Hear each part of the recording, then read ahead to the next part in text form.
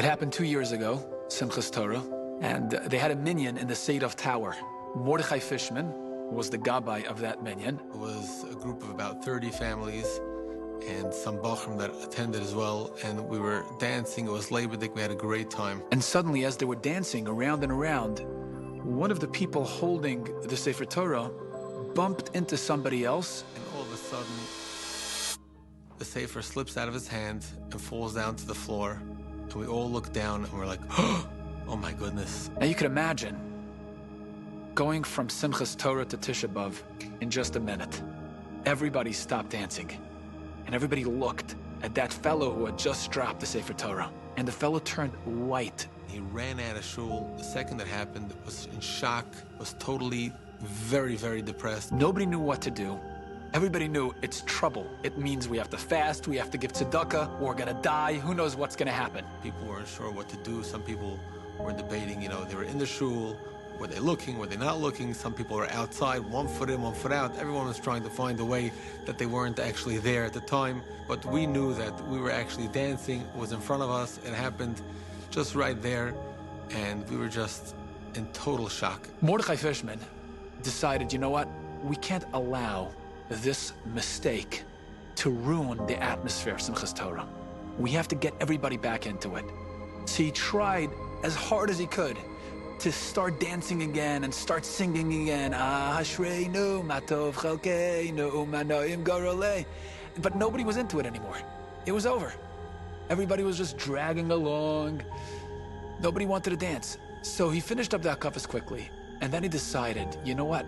We're about to start the Torah again from Bereshis bara Elokim es hashamayim v'haaretz. So he said, let's use the Sefer Torah that fell, let's honor it by starting over, symbolically hinting to everybody there that just because the Sefer Torah fell doesn't mean we can't start over. Everybody crowded around, they called up Chassan Bereshis, and meanwhile the man who dropped the Sefer Torah was still outside. He was crying, he was beside himself, he didn't want to come back into the minyan.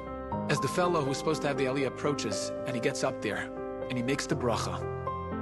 Asher bachar banu mikol ha'amim v'noseh lanos teraso, Baruch atah Hashem nosein haTorah.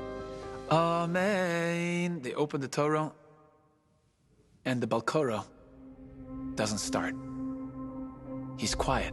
No, hefsek, you gotta start, the bracha was made.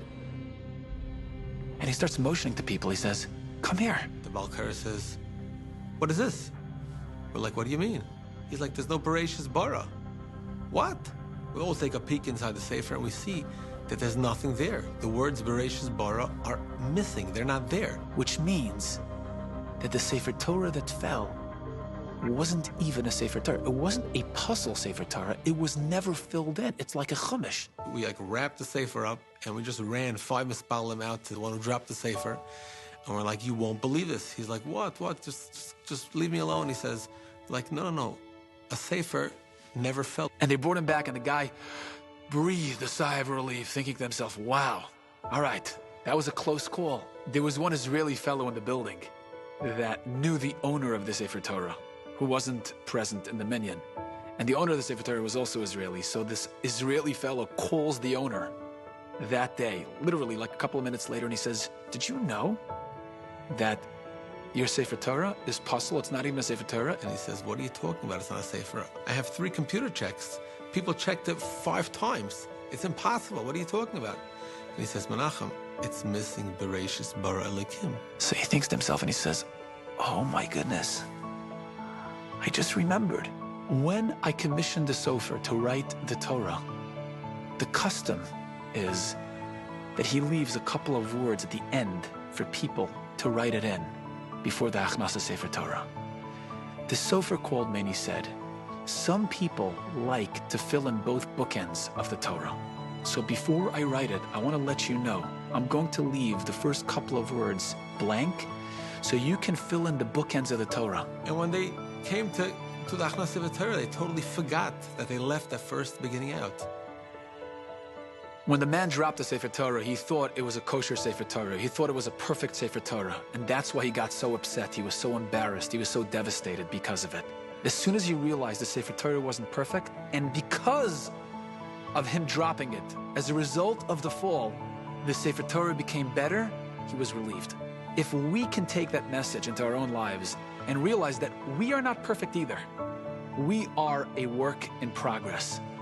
And every time we fall, it's an opportunity to grow and become better and become kosher. So instead of being devastated, instead of feeling bad about every mistake we make, every fall we have, let's utilize those opportunities to open ourselves and start over and fix the mistakes.